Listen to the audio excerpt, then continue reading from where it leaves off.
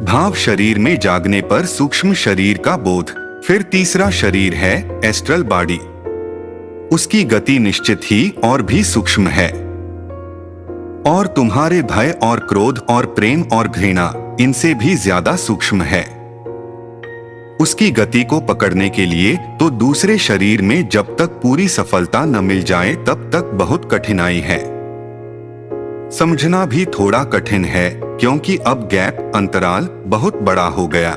हम पहले शरीर पर मूर्छित हैं, इसलिए पहले शरीर से दूसरा शरीर निकट है। थोड़ी बहुत बात समझ में आती है। तीसरे शरीर के साथ बहुत गैप हो गया, यानी ऐसा फर्क पड़ गया कि दूसरा शरीर तो हमारे बगल का मेंबर था, पड़ोसी था। कभी कभी उसकी आवाज, उसके चैके में बर्तन के गिरने की आवाज, कभी उसके बच्चे के रोने की आवाज सुनाई पड़ जाती थी। लेकिन तीसरा शरीर पड़ोसी के बाद का पड़ोसी है। उसके चैके की भी आवाज कभी नहीं आती, उसके बच्चे के रोने का भी कभी पता नहीं चलता।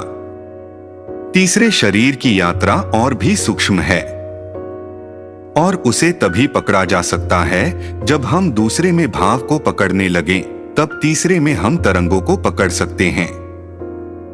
तरंगे भाव के भी पूर्व हैं।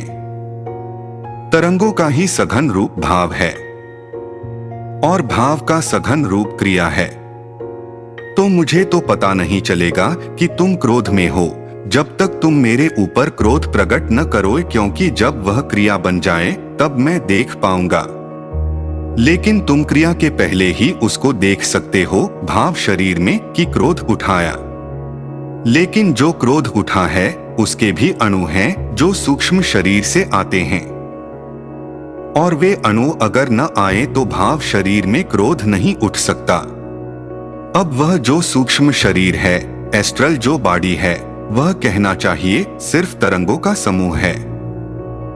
और हमारी सब स्थितियां एक उदाहरण से हम समझने की कोशिश करें। एस्ट्रल बॉडी में कभी क्रोध नहीं दिखाई पड़ता, कभी प्रेम नहीं दिखाई पड़ता, कभी घृणा नहीं दिखाई पड़ती, कभी भय नहीं दिखाई पड़ता। लेकिन तरंगे उसके पास हैं जो दूसरे शरीर भाव शरीर से जुड़कर तत्काल कुछ बन जाती हैं। तो जब तुम दूसरे शरीर में पूरी तरह जागोगे और जब तुम क्रोध के प्रति पूरी तरह जागोगे, तब तुम पाओगे कि क्रोध के पहले भी कोई घटना घट रही है। यानी क्रोध जो है वह शुरुआत नहीं है, वह भी कहीं पहुंच गई बात है। क्रोध की तरंग की यात्रा तो हमारे शरीर तक आते आते क्रोध का बबूला पूरी तरह फूटता है, वह सतह पर आकर प्रकट होता है। चाहो तो तुम इस शरीर पर आने के पहले उसको भाव शरीर में रोक सकते हो, वह दमन होगा। लेकिन अगर तुम भाव शरीर में उसको गौर से देखो तो तुम बहुत हैरान होगे कि उसकी यात्रा भाव शरीर के और भी पहले से हो रही है। लेकिन वहां वह क्रोध नहीं है, वहां वे सिर्फ तरंगे हैं। तो अगर तुम भाव शरीर के प्रति जागकर उसका पीछा करोगे तो तुम अचानक सूक्ष्म शरीर में प्रवेश कर जाओगे, और वहां तुम पाओगे क्रोध क्रोध नहीं है, क्षमा क्षमा नहीं है, बल्कि दोनों की तरंगे एक ही हैं। प्रेम और घृणा की तरंगे एक ही हैं, सिर्फ संघात का भेद है। और इसीलिए तुम्हें बड़ी हैरानी होती है कि तुम्हारा प्रेम कभी घृणा में बदल जाता है, कभी घृणा प्रेम में बदल जाती, जिनको हम बिल्कुल विपरीत चीजें समझते हैं। ये बदल कैसे जाती हैं? जिसको मैं कल मित्र कहता था वह आज शत्रु हो गया। तो मैं कहता हूं कि शायद मैं धोखा खा गया, वह मित्र था ही नहीं है, क्योंकि हम मानते हैं कि मित्र शत्रु कैसे हो सकता है। मित्रता और शत्रुता की तरंगे एक ही हैं, संघात का फर्क है, सघनता का फर्क है, चोट का फर्क है, तरंगों में कोई फर्क नहीं है। जिसे हम प्रेम कहते हैं, सुबह प्रेम है, दोपहर को घृणा हो जाता है, दोपहर को घृणा है, सांझ को प्रेम हो जाता। बड़ी कठिनाई होती है कि हम एक ही व्यक्ति को प्रेम करते हैं, उसी को घृणा भी करते हैं क्या? आदमी में तीसरा शरीर सक्रिय हो गया है, एस्ट्रल बॉडी। इसलिए न केवल वह शरीर से गति करता है, बल्कि चित्त से भी गति करता है, मन से भी यात्रा करता है, भविष्य की भी यात्रा करता है, अतीत की भी यात्रा करता है। पशुओं के लिए कोई भविष्य नहीं है, इसलिए पशु कभी चिंतित और तनावग्रस्त नहीं दिखाई पड़ते, क्योंकि सब चिंता भविष्य की चिंता है, कल क्या होगा वही गहरी चिंता है। लेकिन पशु के लिए कल नहीं है, आज ही सब कुछ है। आज भी नहीं है उसके अर्थों में ये, क्योंकि जिसको कल नहीं उसको आज का क्या मतलब है। जो है वह है।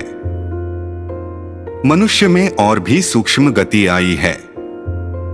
वह गति उसके मन की गति है। वह तीसरे एस्ट्रल बॉडी सूक्ष्म शरीर से आई है। वह अब मन से भविष्य की भी कल्पना करता है, मृत्यु के बाद भी क्या होगा इसकी भी चिंता करता है, मरने के बाद कहाँ जाऊंगा उसकी भी चिंता करता है, जन्म के पहले कहाँ था नहीं था उसकी भी फिक्र करता है।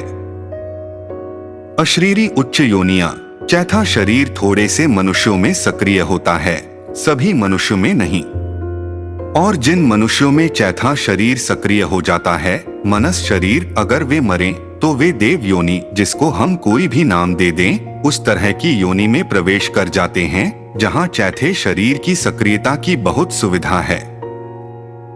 3 शरीरों तक आदमी रहता है, सक्रिय रहे तो। चौथे शरीर से आदमी के ऊपर की योनियां शुरू होती हैं, लेकिन चौथे शरीर से एक फर्क समझ लेना जरूरी होगा। अगर चौथा शरीर सक्रिय हो जाए तो आदमी की शरीर लेने की संभावना कम और अशरीरी अस्तित्व की संभावना बढ़ जाती है।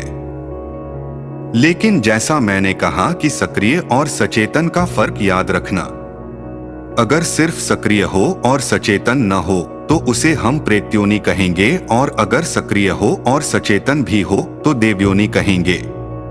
प्रेत में और देव में उतना ही फर्क है, उन दोनों का चौथा शरीर सक्रिय हो गया है और देव को उस चौथे शरीर की सक्रियता का बोध है, वह अवेयर है। इसलिए प्रेत अपने चौथे शरीर की सक्रियता से 1000 तरह के नुकसान करता रहेगा, खुद के भी दूसरों के भी, क्योंकि मूर्छा सिर्फ नुकसान ही कर सकती है। और देव बहुत तरह के लाभ पहुंचाता रहेगा, अपने को भी और दूसरों को भी, क्योंकि सजगता सिर्फ लाभ ही पहुंचा सकती है। 5वां शरीर जिसका सक्रिय हो गया वह देवयोनि के भी पार चला जाता है। 5वां शरीर आत्म शरीर है और 5वें शरीर पर सक्रियता और सजगता एक ही अर्थ रखते हैं, ये क्योंकि 5वें शरीर पर बिना सजगता के कोई भी नहीं जा सकता। इसलिए वहां सक्रियता और सजगता साइमल्टेनियस युगपत घटित होती हैं। चौथे शरीर तक यात्रा हो सकती है। अगर जाग जाए तो यात्रा बदल जाएगी, देवयोनि की तरफ हो जाएगी, और अगर सोया रहे तो यात्रा प्रेत्योनि की तरफ हो जाएगी। 5वें शरीर के साथ सक्रियता और सजगता का एक ही अर्थ है, क्योंकि वह आत्म शरीर है, वहां बेहोश होकर आत्मा का तो कुछ अर्थ ही नहीं होता। आत्मा का मतलब ही होश है। 5वें शरीर से तो दोनों एक ही बात है, लेकिन 5वें शरीर के पहले दोनों रास्ते अलग हैं। प्रेत को वापस लौटना पड़े मनुष्य योनि में, इसलिए मनुष्य योनि एक तरह के क्रॉसरोड चौराहे पर है।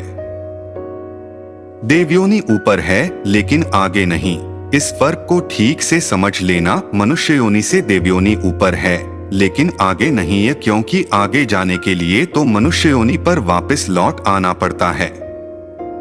और अगर आगे गति करनी हो तो जैसे लंबी छलांग लगाने के लिए थोड़ा पीछे लौटना पड़ता है, फिर छलांग लगानी पड़ती है, ऐसा देवयोनि से वापस लौटकर मनुष्य योनि पर खड़े होकर ही छलांग लगती है।